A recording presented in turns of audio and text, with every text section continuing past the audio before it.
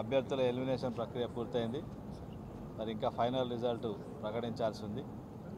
మరి ఏదేమైనా ఇవాళ ఉపాధ్యాయులు ఇచ్చినటువంటి తీర్పు అత్యంత విలువైనదిగా నేను భావిస్తూ ఉన్నా. మరి ఇది ఉపాధ్యాయుల విజయం, పూర్తిగా ఉపాధ్యాయుల ఆత్మగౌరవాన్ని ఇవాళ ఈ విజయం చూపిస్తూ ఉన్నది.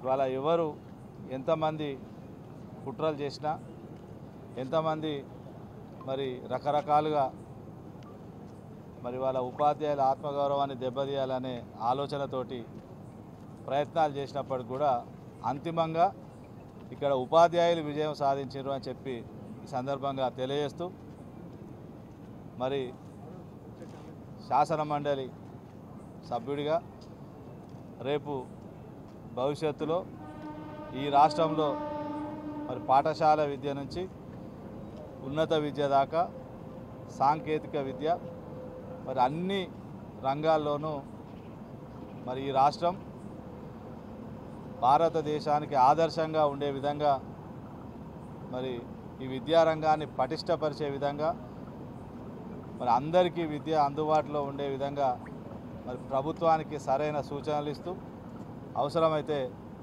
ఉద్యమాలు చేపట్టైనా మరి అటు విద్యారంగాన్ని పటిష్టం చేయడం, ఇటు ఉపాధ్యాయుల అధ్యాపకుల సమస్యల పరిష్కారానికి కృషి చేయడం రెండు కూడా సమపాలలో మరి నిర్వహిస్తా అని చెప్పి ఈ సందర్భంగా తెలియజేస్తాం. ఇవాళ విద్య అనేదానికి మన రాజ్యాంగంలో డెఫినేషన్లో ప్రభుత్వ ప్రైవేటు అనేది తేడా లేదు.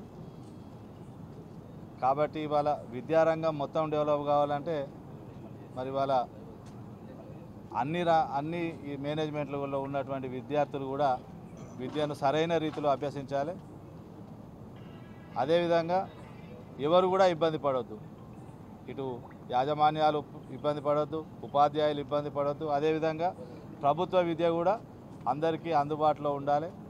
మరి అందరికీ కూడా ఇవాళ ఉన్నత విద్య చదువుకోవడానికి కూడా అవకాశాలు కల్పించే విధంగా ఇవాళ ఉచిత విద్య అందించే విధంగా ప్రభుత్వానికి మరి సరైన మార్గదర్శకం చేస్తాం. నమస్కారం. మరి ఈరోజు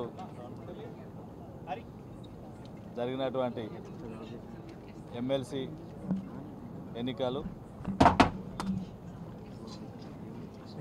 మరి ఫీజు రియంబర్స్మెంట్ కూడా గత 3 సంవత్సరాలుగా మరి ప్రభుత్వం బాకీ ఉన్నట్టుగా చాలా యాజమాన్యాలు చెప్తా ఉన్నాయి.